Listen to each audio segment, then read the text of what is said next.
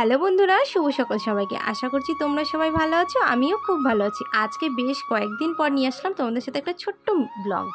আশা করছি আজকের ব্লগটা তোমাদের ভালো লাগবে। তো চলো ভিডিওটা স্কিপ না করে পুরোটা দেখার অনুরোধ রইল। সকালবেলা ঘুম থেকে উঠে কিছু কাজ করেছি, আর বাকি কাজগুলো কিন্তু মা করে নিয়েছিল। তাই এখন অল্প কিছু কাজ ছেড়ে আমি ব্রাশটা নিয়ে দৌড় দিয়ে রাস্তায় চলে এসেছিলাম। কেন জানো?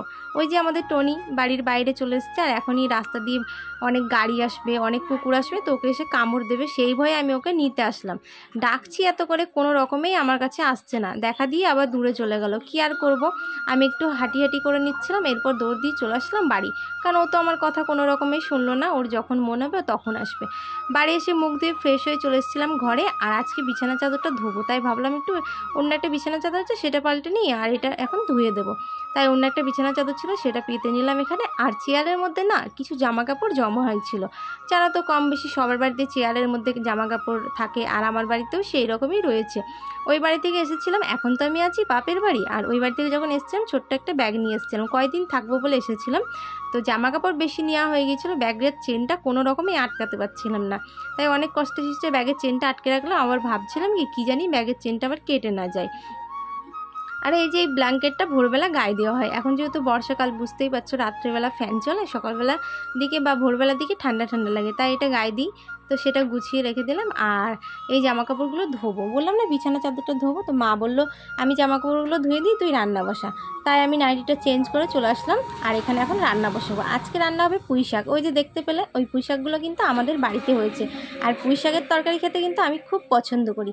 তাই মা বললো কিছু পুঁই শাক কেটে নেই এখান থেকে, আর বাড়িতে যেসব সবজি রয়েছে সেসব দিয়ে রান্না করে। আজকে কি রান্না করবো জানো? আগের দিন বাবা নিয়ে এসেছিলো মাছের মাথা, অনেকগুলো মাছের মাথা রয়েছে।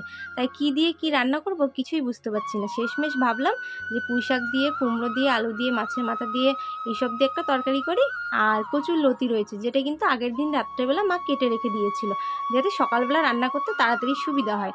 আর গ্যাসের না এখানে লাইটারটা খারাপ হয়ে গেছে, দেশলাই দিয়ে গ্যাসটা জ্বালতে হচ্ছিলো। যেহেতু বর্ষাকাল, তাই দেশলাইটা নরম হয়ে গেছিলো। আবার দৌড় দিয়ে ঘরে গেলাম, ঘর থেকে নিয়ে এসে ভাতটা বসালাম। আর এই যে এদিকে দেখো, কিন্তু তোমাদের সাথে কথা বলতে বলতে আমার রান্না হয়ে গেছে। রান্না করার সময় আর কোনো ভিডিও করিনি। আজকে রান্না করেছিলাম তো বললামই, পুঁই শাকের তরকারি আর কচুর লতি। কচুর লতি খেতে কিন্তু আমার ব্যাপক লাগে। আজকে দুটো তরকারি আমার অনেক প্রিয় ছিল, তাই মা একটু পরিমাণে বেশি করেই দিয়েছে। এদিকে মা ভাত নিয়ে নিয়েছিল কলা পাতায়। আমরা কিন্তু ছোটোবেলায় কলা পাতায় ভাত খেতাম, আমিও কিন্তু কলা পাতায় ভাত খেতে অনেক পছন্দ করি। এরপর চলে এসেছিলাম ঘরে। আর ওই যে বললাম না পরে হয়তো রোদ উঠবে, তো সত্যিই রোদ উঠেছিল। যা জামা কাপড় ছিল বেশিরভাগগুলোই শুকিয়ে গিয়েছিলো, আর যেগুলো একটু হয়তো মোটা মোটা ছিল সেগুলো শুকায়নি। তো যেগুলো শুকিয়ে গিয়েছিলো সেগুলো আমি এখানে গুছিয়ে নেবো, আর যেগুলো ভেজা আছে সেগুলো ঘরে এদিক ওদিক দিয়ে মেলে দেবো। দেখি পরে হয়তো ফ্যানের হাওয়া পেলে শুকিয়ে যাবে। আচ্ছা, অনেকদিন ভিডিও দিইনি বলে তোমরা কি আমাকে ভুলে গিয়েছো? মোটেও না, তোমরা যেভাবে আগে সাপোর্ট করতে আমাকে, সেভাবেই সাপোর্ট করো। ভিডিওটি ভালো লাগলে অবশ্যই লাইক, কমেন্ট, শেয়ার করে দিও। আর চ্যানেলে যারা আজকে নতুন আমার চ্যানেলে এসছো, তাদেরকে অনুরোধ রইল যে চ্যানেলটি সাবস্ক্রাইব করে পাশে থেকো। দেখো কোথায় কি করব কিছুই বুঝতে পারছি না। একবার চৌকির উপরে বসছি, একবার দাঁড়াচ্ছি, একবার চেয়ারে বসছি। যাই হোক, এই শাড়িটার মধ্যে না ওই যে নীল রঙের যে ওড়নাটা ছিল, সেই ওড়নাটার রঙটা লেগে গিয়েছিল, মা বলছিল। আমি ভাবলাম যে পরতে পরতে ধুয়ে যাবে, তখন হয়তো ঠিক হয়ে যাবে, কি আর করা যাবে যখন লেগে গিয়েছে। আর অনেকগুলো গামছা আজকে ধুয়েছিল, সেগুলোই গুছিয়ে নিলাম।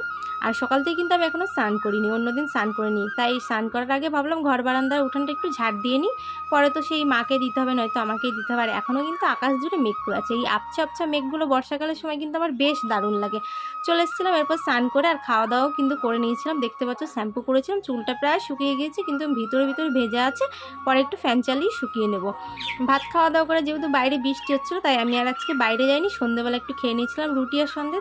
তো আজকের মতো ভিডিওটা এখানে শেষ করছি। কেমন লাগলো অবশ্যই জানিয়ে, ভালো লাগলে লাইক, কমেন্ট, শেয়ার করে দিও।